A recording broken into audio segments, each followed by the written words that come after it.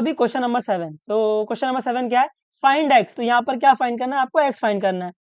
If distance between point L and M is 10, तो आपको X find करना है कब, जब डिस्टेंस बिटवीन एल और एम क्या है, 10 है। इसका मतलब अगर आप फिगर देखोगे तो ये ऐसे आएगा, ये एल है और ये एम है, और इसके बीच का डिस्टेंस 10 दिया हुआ है, ठीक है। तो आपको एक्स फाइंड करना है जब एल और एम, पॉइंट एल और एम के बीच का जो डिस्टेंस है वो 10 दिया हुआ है। तो आपको शायद पता लग गया रहेगा कैसे सॉल्व करेंगे, क्योंकि यहाँ पर डिस्टेंस दिया हुआ है तो हम लोग यहाँ पर डिस्टेंस फॉर्मूला यूज कर लेंगे, ठीक है। तो सॉल्यूशन में पहले तो फिगर बना लो, है ना, शायद अपन इसका फिगर बना लेंगे तो आपको ये शायद थोड़ा अच्छे से दिखेगा।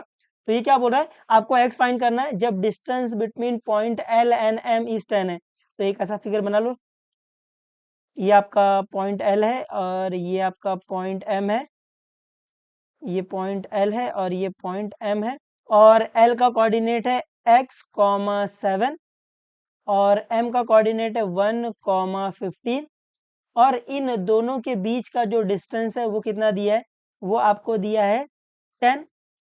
तो आप इसको लिख सकते हो distance between L comma M, ये आपको क्या दिया, ये आपको 10 दिया हुआ है ना। आप distance between L comma M ऐसे लिख सकते हो, या फिर सीधा L M is equal to 10 भी लिख सकते हो, है ना, दोनों का मतलब एक ही होता है।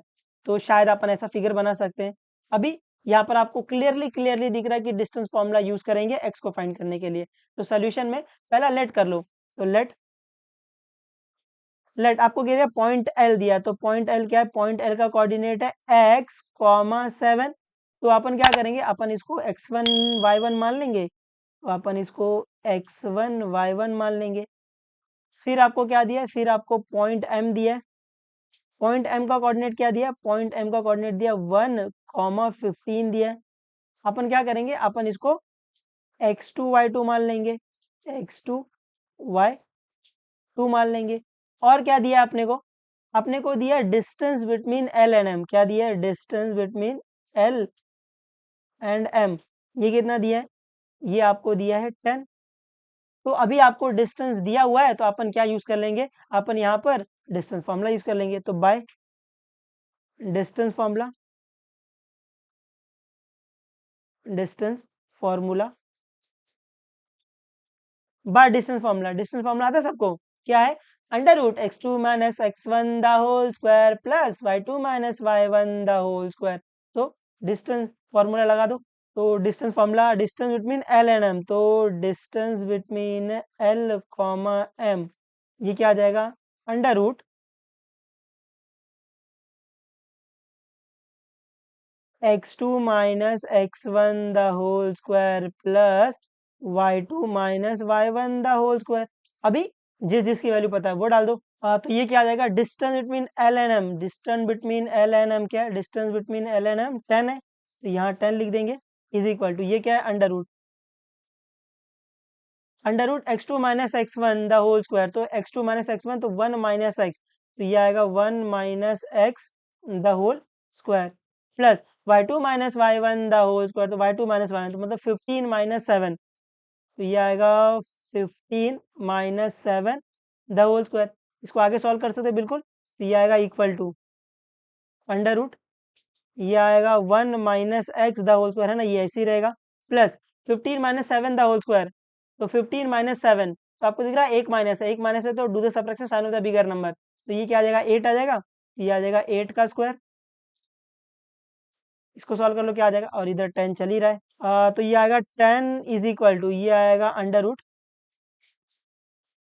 ये 1 minus X the whole square, ये इसी रहेगा, प्लस 8 का स्क्वायर, 8 8 जा 64 आ जाएगा। तो अभी यहाँ पर इसको सॉल्व करने के लिए, यहाँ से x की वैल्यू फाइंड करने के लिए आपको ये जो स्क्वायर रूट है ये निकालना पड़ेगा। तो स्क्वायर रूट को निकालने के लिए अपन किसको बुलाते हैं बेटा, स्क्वायर रूट को निकालने के लिए अपन बुलाते हैं स्क्वायर को। तो क्या लेंगे, taking square on both side, तो यहाँ लिखेंगे taking square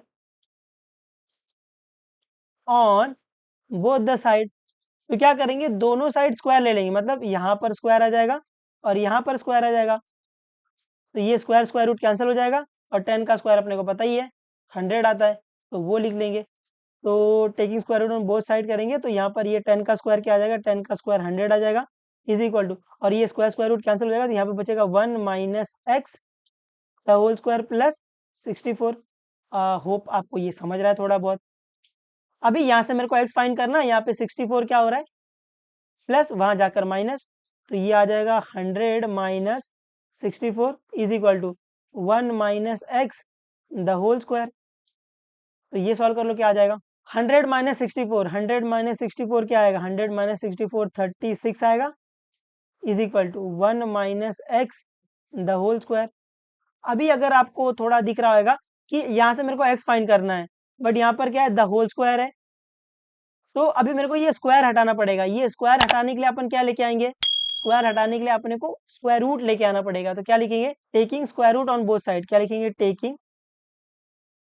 taking square root on both the side, है ना। तो दोनों साइड स्क्वायर रूट ले लो, तो ये क्या आ जाएगा, ये आ जाएगा √36 is equal to 1 minus X the whole square, और इस पे भी रूट आ जाएगा।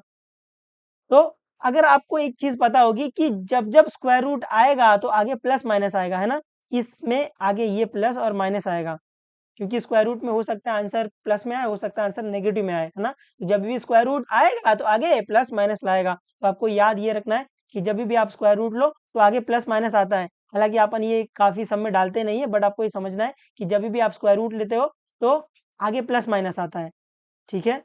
तो ये क्या आ जाएगा, ये आ जाएगा प्लस माइनस 6 आ जाएगा, इज इक्वल टू, ये स्क्वायर स्क्वायर रूट कैंसिल हो जाएगा, ये पता है आपको, तो ये आ जाएगा 1 माइनस एक्स। अभी अपन इसको थोड़ा सॉल्व कर सकते हैं, बिल्कुल। तो इसको अगर थोड़ा अच्छे से लिखूँ, मैं ऐसे लिख सकता हूँ 1 minus X is equal to plus minus 6, है ना। इसको खाली सा पलट के लिख दिया है, ठीक है, नहीं खाली सा पलट के लिख दिया है।